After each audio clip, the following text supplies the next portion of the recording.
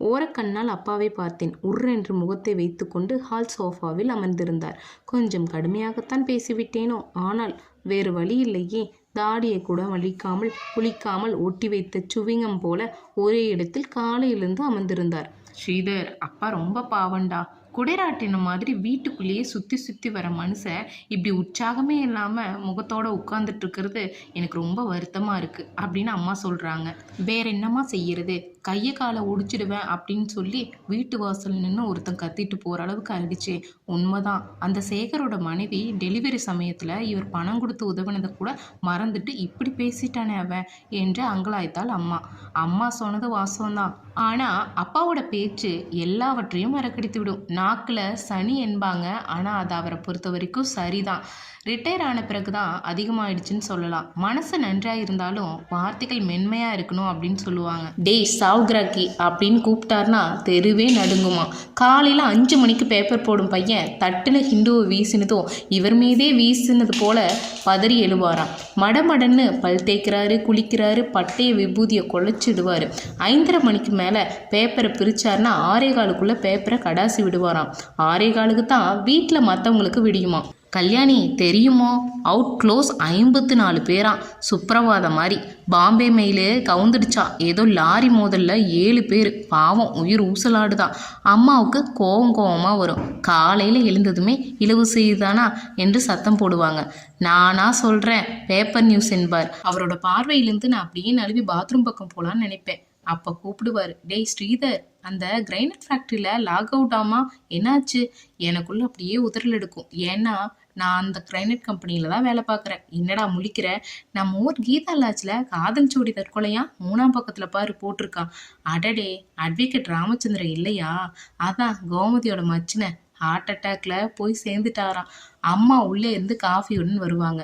நீங்கள் இதை பிடிங்க, வாசலில் போய் நில்லுங்க. ஸ்ரீதர் ஆஃபீஸ் போகிற வரைக்கும் உள்ளேயே வரக்கூடாது அப்படின்னு விரட்டுவாங்க.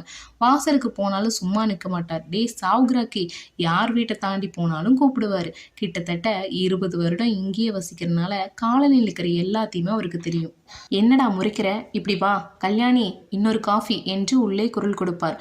அவசரமாய் போகணும் சார். போகணுமா? போயேன்.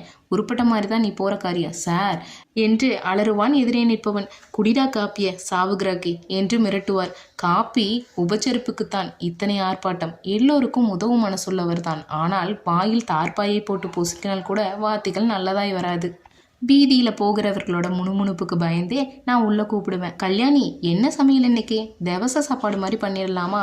அம்மா திடுக்கிட்டு போய் திரும்புவாங்க. இன்னைக்கு உங்கள் பிறந்த நாளுங்க, நல்ல நாளும் மதுமா வாயில் வார்த்தைகளை பாரேன். அதற்குள்ள அப்பா தானே காய்கறியை எடுத்து வெட்டி தள்ளிடுவார். ஐயையோ, 1 கிலோ கத்திரிக்காயும் வெட்டிட்டீங்களா? கடவுளே, இருக்கிறது நம்ம 3 பேர். அதனால என்ன? கோடி வீட்டு ராமசாமி தனியாத்தானே இருக்கா, அவனை கூப்பிட்டு கொடுத்துருவோம்.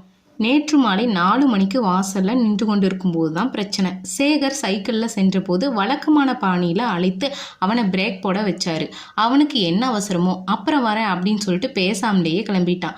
ஒளிந்து போடா சாவுகிராக்கி பயலை, அவன் அலட்சியப்படுத்திட்டான்னு இவனுக்கு ஒரே கோவம். ராத்திரி 9 மணிக்கு திரும்பியவன் நேரே வீட்டு வாசலில் நின்று கத்த ஆரம்பிச்சிட்டான். டே கிழவா, உன்னை என்ன பண்ணுறேன்னு பாரு. வாயில் பெட்ரோல் ஊற்றி கொளுத்துல என் பேர் சேகரே இல்லை அப்படின்னு சொல்லி 10 நிமிடம் கத்தி தீர்த்தான். அம்மாவுக்கு உடம்பு சரியில்லை என்று பக்கத்தூர்லேருந்து அண்ணியிடமிருந்து செய்தி வந்தது. இவன் போவதற்குள் அம்மா போய்விட்டாள். அந்த வருத்தம் என் அப்பாவின் மேல் கோபமாய் மாறிவிட்டது.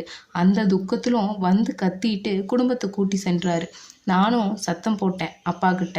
இந்த வாய்ப்பை அம்மாவும் பயன்படுத்திக்கிட்டாங்க. உங்கள் வாயிலேருந்து இனிமேல் சாவுங்கிற வார்த்தை வந்ததுப்பா, என்ன பண்ணுவோன்னு எனக்கே தெரியாது. என் முகத்துக்காகவும் அம்மாவோட முகத்துக்காகவும் தான் இந்த காலனியில் அப்பாவை எத்தனை பேர் பொறுத்துட்டு போகிறாங்க தெரியுமா? தனியாக எங்ககிட்ட வந்து எத்தனை பேர் பொறுமி இருப்பாங்க தெரியுமா? சேகரோட மிரட்டலும் என்னோட கண்டிப்புலையும் மிரண்டு போய்விட்டார் அப்பா. காலையில் எழுந்ததுலேருந்து அப்பா பேப்பரை தொடக்கூட இல்லை, காய்கறி நறுக்கவும் இல்லை, வாசலுக்கு கூட போகல. மாலை வேலை வீடு திரும்பிய போது கூட அப்பாவிடம் மாற்றமில்லை. கொடுக்கறத சாப்பிட்றாரு, மூட்டு வலையை பார்த்துட்டு உட்கார்ந்துட்டு இருக்காரு என்று அம்மா சொன்னால் சமையல் அறையிலிருந்து. அவள் குரலிலும் பயம் தெரிந்தது. மாறுதல்னு வரும்போது அப்படித்தானே இருக்கும், போக போக பழகிடும். கேபிள் டிவி கனெக்ஷன் வாங்கிடலாம்மா, பார்த்துட்டே உட்காந்துட்டு இருக்கட்டும் நாள் முழுக்க அப்படின்னு சொல்லி அம்மாவை பையன் சமாதானப்படுத்துகிறான். சொன்னபடியே கேபிள் டிவி ஆப்ரேட்டரும் 1/2 மணி நேரத்தில் வீட்டுக்கு உயரோட வந்துட்டாரு. என்னடா தீவெட்டி தலையா, அப்படின்னு சொல்லி வழக்கமான குரலில் அப்பா கூப்பிட்டாரு. நாங்கள் 2 பேரும் திகைத்து போய் பார்த்தோம். இந்த வார்த்தை ஒன்றும் சென்டிமெண்ட்லாம் எதுவும் இல்லையே, என்னடா தீவெட்டித்தனியன் மாதிரி நிற்கிற அப்படின்னு சொல்லி அப்பா கேட்டதும் 2 பேருக்கும் மயக்கமே வந்துடுச்சு.